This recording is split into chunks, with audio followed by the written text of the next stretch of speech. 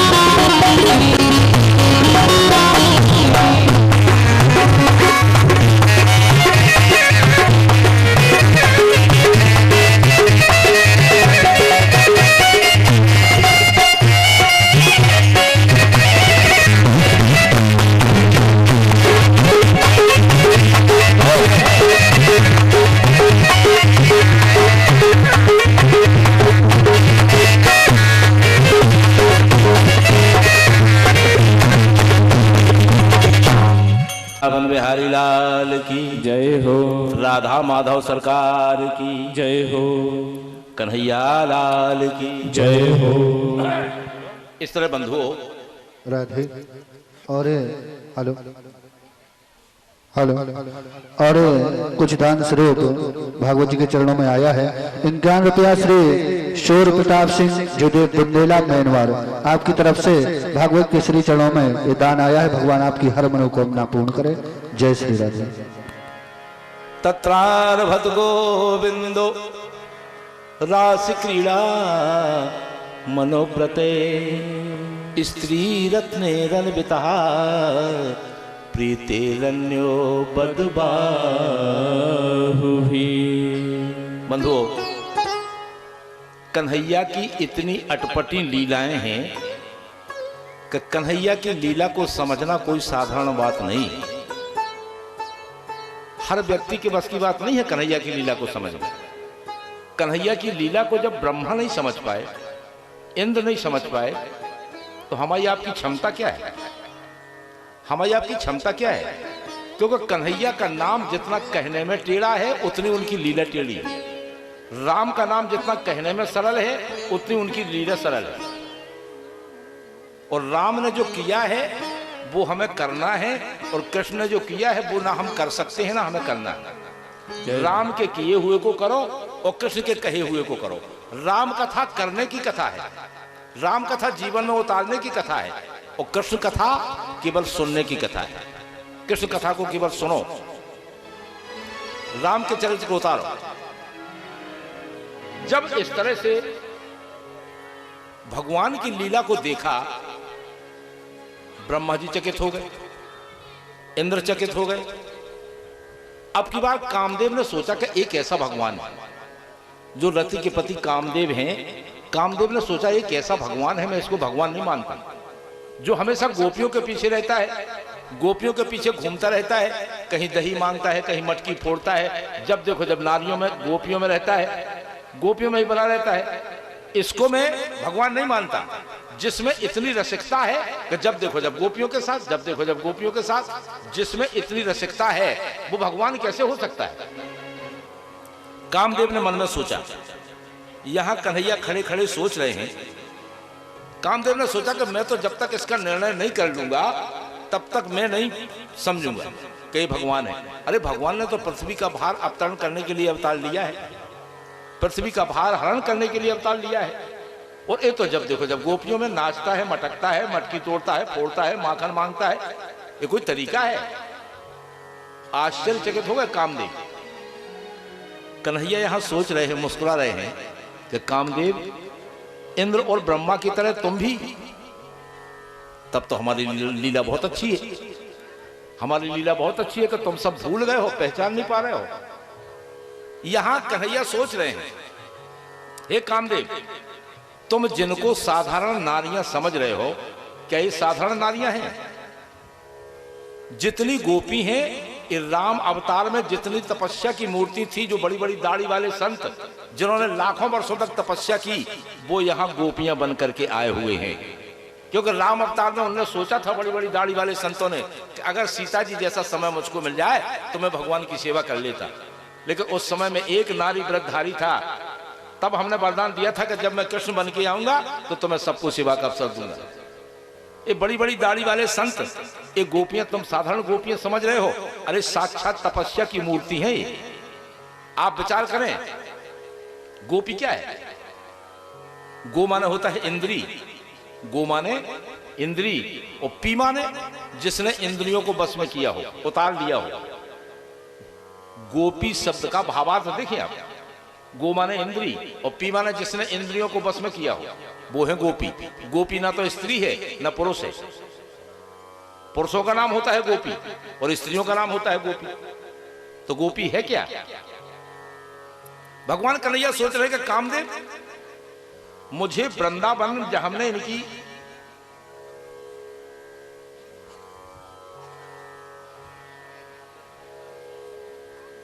माखन चोरी लीला की, उस समय मैंने ना गोपियों को वरदान दिया था, जब चीरहरण लीला की थी, उस समय वरदान दिया था कि गोपियों, तुम्हारे साथ में वह महाराज करूंगा जो मैंने काली अनांग के फन पर किया है, और मुझे इनका वरदान चुकाना है। और जिस दिन मैं इनका वरदान चुकाऊंगा, उसी दिन कामदेव मैं तुम्हें देख लूंगा कि तुम क्या हो और हम क्या है। कन्हैया सोच रहे, कामदेव तुम इन्हें साधारण नारियां समझ रहे हो, अगर मेरा स्वरूप वेद के समान है तो एक गोपियां वेद की ऋचाएं हैं, वेद के मंत्र हैं, वेद के सूक्त हैं। ये साधारण गोपियां नहीं है। और रास रहस्य करना है मुझे। मैं ये चाहता हूं कि मुझे तो वृंदावन में रहना नहीं है, वृंदावन में मुझे तो रहना नहीं है, लेकिन अगर वृंदावन में गोपियों के चरण पड़ जाएंगे तो हमारा वृंदावन हमारे भक्तों को हमेशा तीर्थ बना रहेगा। क्योंकि ये गोपियां साधारण गोपियां नहीं है। वेदों के मंत्र, वेदों की ऋचाएं, जितने वेदों के मंत्र हैं, सब गोपी बन बन करके भगवान कन्हैया के रास में आई थी। कन्हैया सोच रहे हैं मुझे इनका वरदान देना है, और जब वरदान देंगे उसी समय कामदेव हम तुम्हें देख लेंगे। भगवान पिता रात्रि सरदोत फुलमल का वीक्षिदन्तु मनश्चक्रे योग माया मुपाश्रितः। उस समय मुझे इन गोपियों का वरदान देना है, और शरद पूर्णमासी की रात्रि में कामदेव हम तुम्हें देख लेंगे। कामदेव तुम्हें हम देख लेंगे।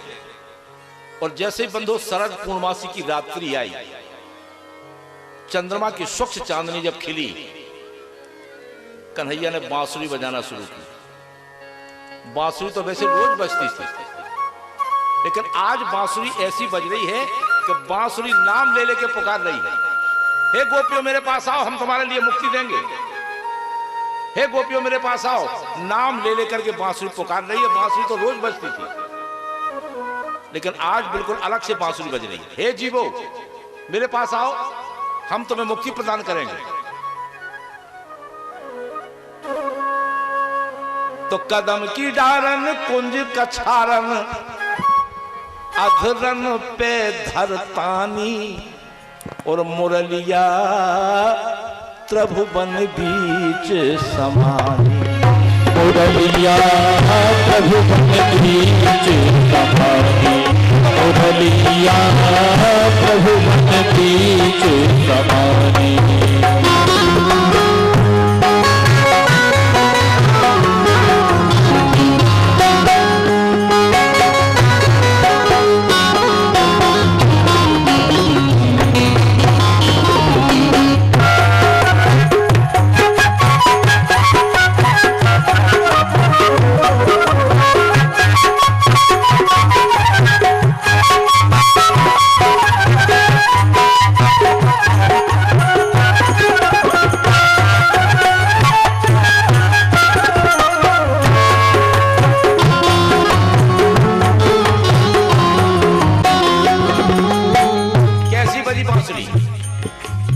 कन्हैया की बांसुरी बजी तो ब्रह्मा चौके विष्णु चौके, ब्रह्मा चौके विष्णु चौके, चौके ओ गढ़धानी मुरलिया प्रभु बंदी, मुरलिया प्रभु बंदी, मुरलिया प्रभु बंदी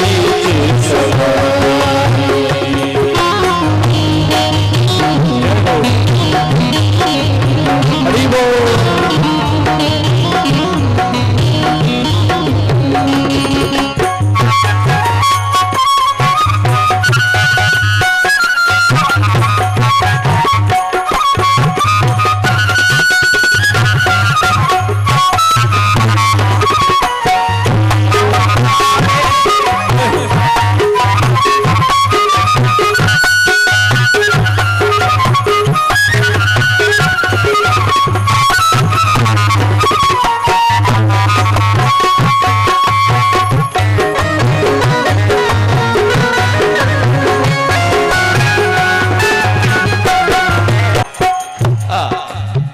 सात स्वर लेके बजी, सात स्वर लेके बजी, बांस की बांसुरिया नाम ले लेके बजी, बांस की बांसुरिया नाम ले लेके बजी, बांस की बांसुरिया नाम ले लेके बजी,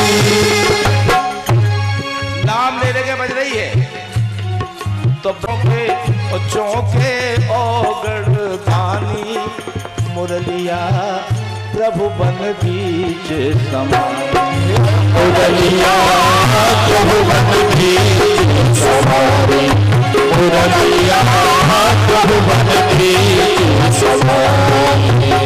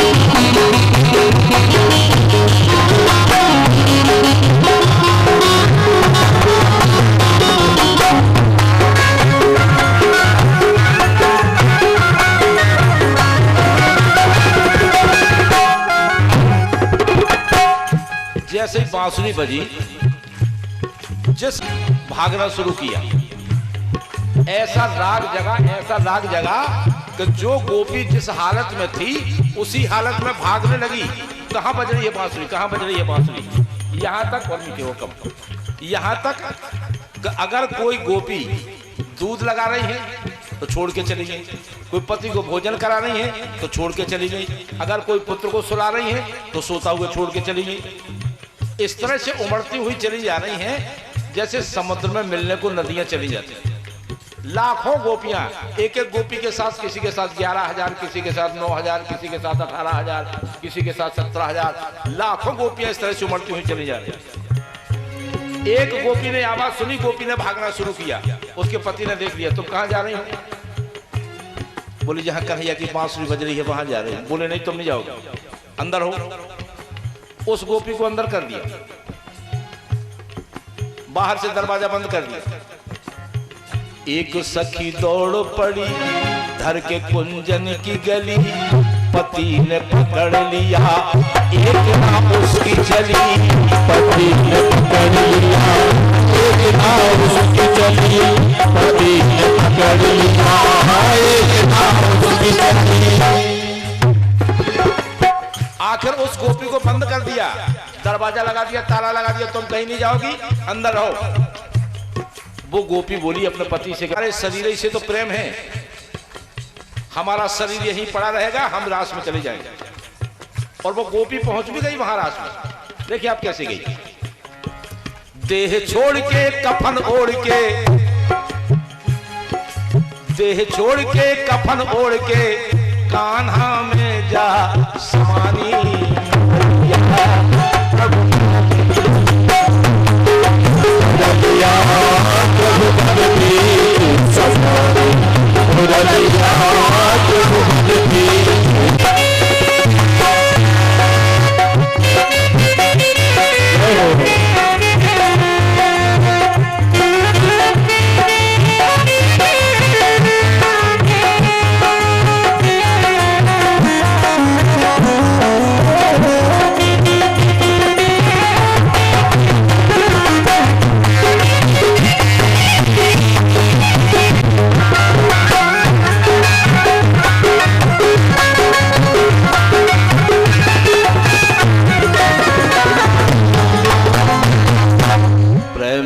जय हो। लाखों गोपियां झुंड के झुंड जहां कन्हैया की बांसुरी बज रही है उस तरफ चली जा रही है, चली जा रही है।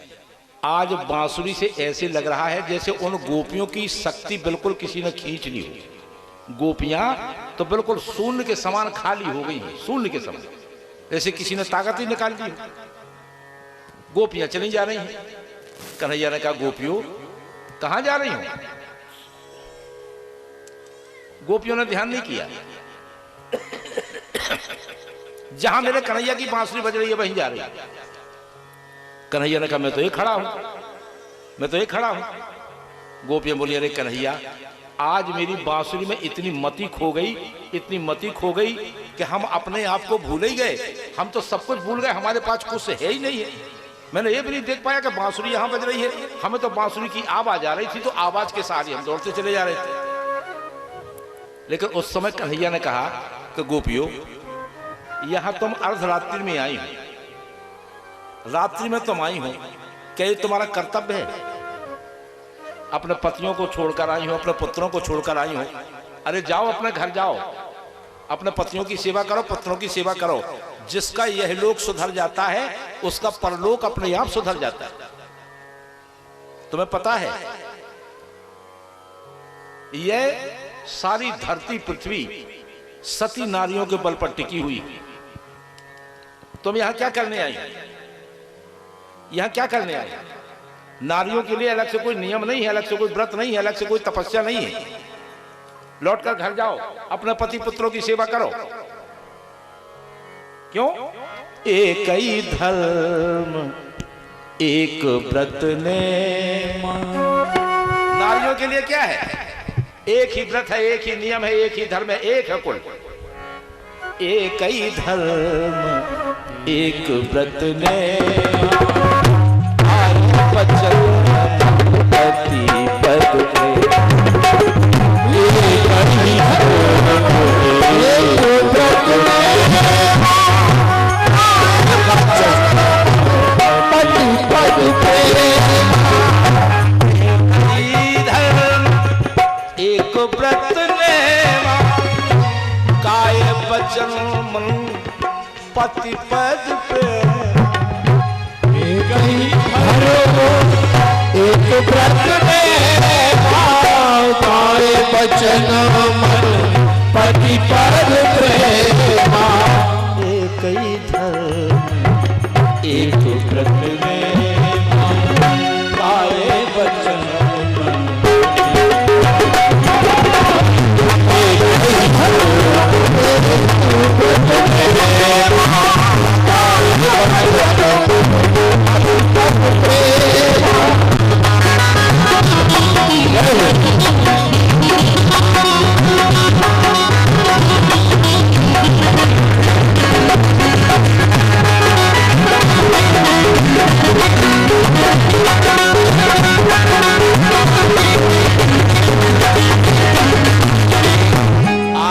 कन्हैया ने कि अपने घर लौटकर वापस जाओ।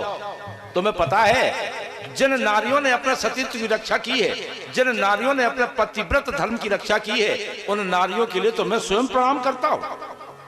उन सती नारियों के लिए मैं खुद सिर झुकाता हूं, जिन सती नारियों के बल पर सारी धरती पृथ्वी ठहरी हुई है। एक ही धर्म एक व्रत नेमा, काये बचन मन पति पद प्रेमा। हे गोपियों, जिनने अपने पतिव्रत धर्म की रक्षा की है, उन नारियों के लिए मैं स्वयं सिर झुकाता हूं। उन नारियों के सत के बल पर ही सारी पृथ्वी ठहरी हुई है। मैं उन पतिव्रता नारियों को सिर झुकाता हूं। अपने अपने घर लौटकर वापस जाओ, अपने पतियों की सेवा करो, पुत्रों की सेवा करो, यह तुम्हारा कर्म है। राधे।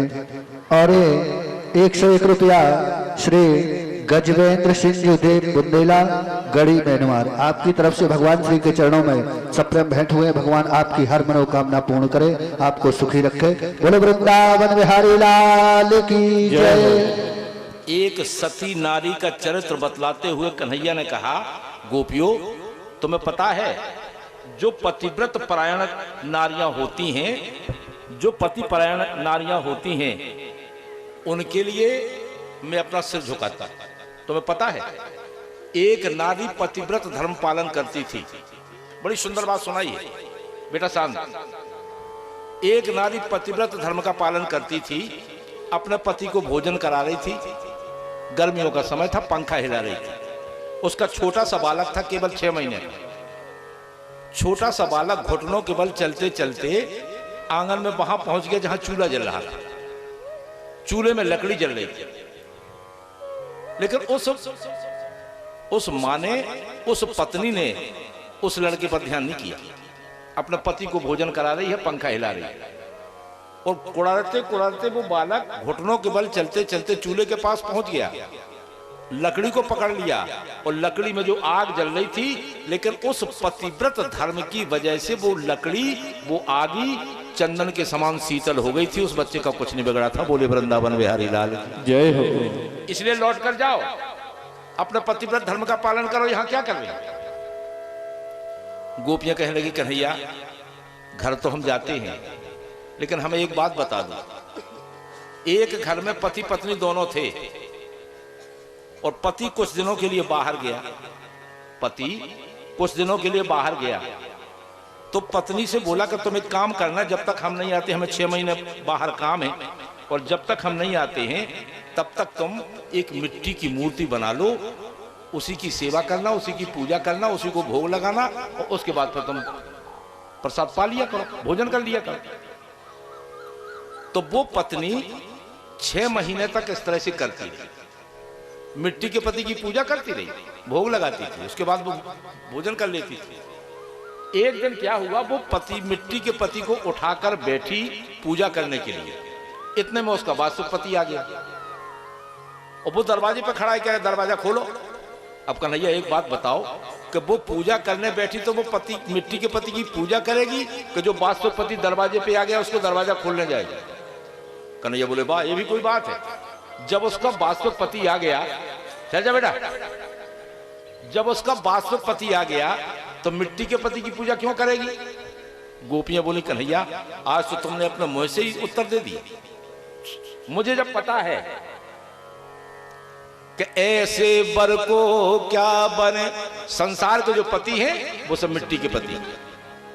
ऐसे बर को क्या बने जो जन्मे और मर जाए, और बर बर ये गोपाल को तो जन्म सफल हो जाए।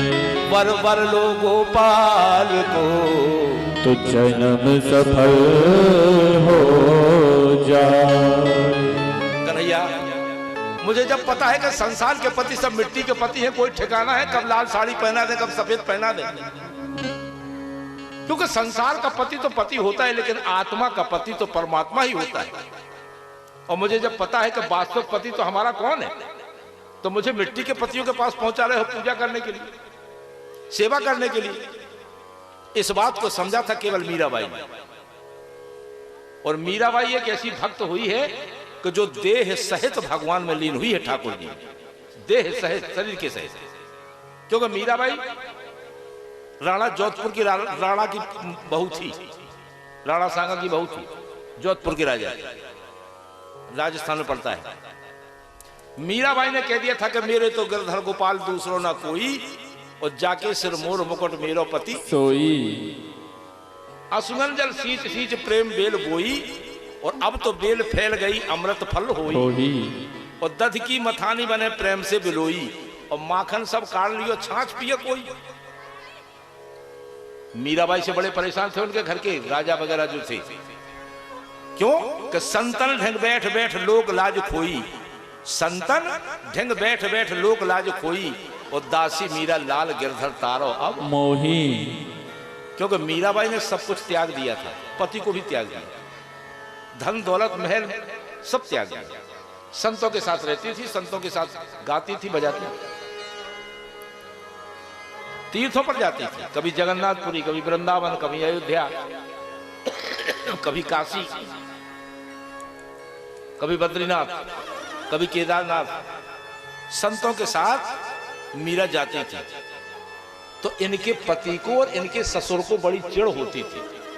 एक बार तो मीराबाई को जहर पहुंचा दिया पिलाने के लिए, लेकिन मीरा कन्हैया का ध्यान करके वो जहर भी पान कर गई। मीरा का कुछ नहीं बिगड़ा था, बोले वृंदावन बिहारी लाल जय हो। एक बार कालिया नाग पहुंचा दिया कटवाने के लिए, लेकिन मीरा का कुछ नहीं बिगड़ा, क्योंकि कन्हैया के नाम पर, हमारे ठाकुर जी के नाम पर मीरा जहर का प्याला पी गई। सांप ने डस नहीं पाया मीरा को, क्योंकि मीराबाई तो संतों के साथ बैठती थी, संतों के साथ रहती थी। एक बार संतों ने मीराबाई से प्रश्न कर लिया, मीरा तुम तो हर जगह गई हो, जगन्नाथपुरी गई हो, द्वारकापुरी गई हो, रामेश्वर गई हो, सब जगह तुम गई हो, तुम एक बात बताओ, तुम्हें सबसे अच्छा कहां लगा? इतने तीर्थों में तुम गई हो, कौन सा तीर्थ तुम्हें अच्छा लगा? तुम जगन्नाथपुरी गई, अयोध्यापुरी गई, मथुरा गई, वृंदावन गई, पुष्कर गई, सब जगह गई हो, तुम्हें सबसे अच्छा तीर्थ कौन सा लगा? उस समय संतों की मंडली के बीच में मीरा ने बैठकर केवल एक ही बात कही थी, एक ही बात कही थी। कौन सी? कि लगत वृंदावन नीको वाली मोहे, लगत वृंदावन, लगत वृंदावन नीको वाली मोहे,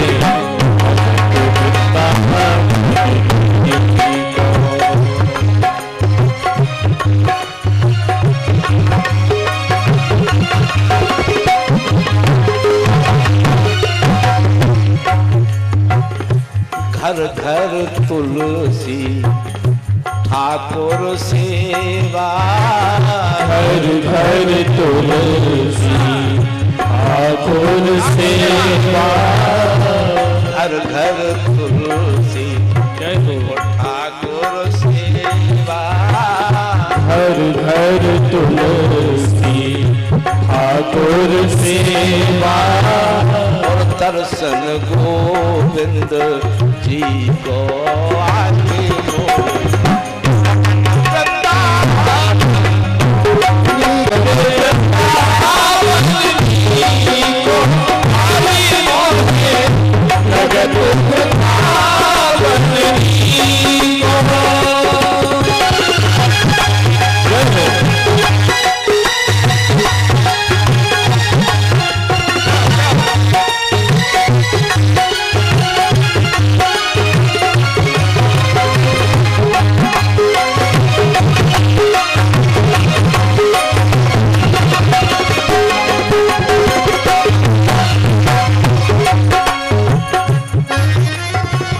अच्छा लगता है वृंदावन?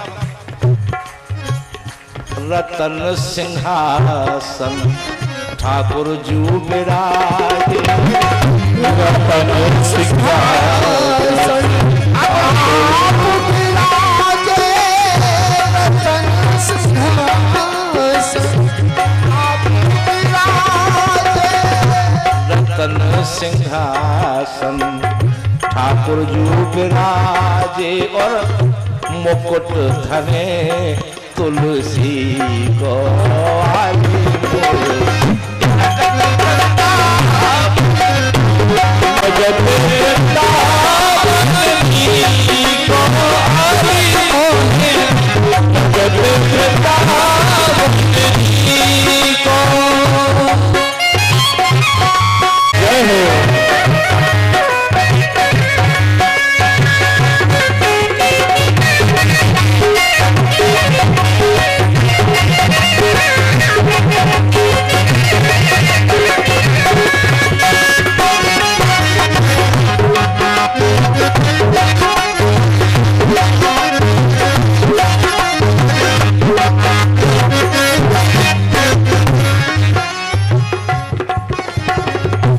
अच्छा लगा वृंदावन?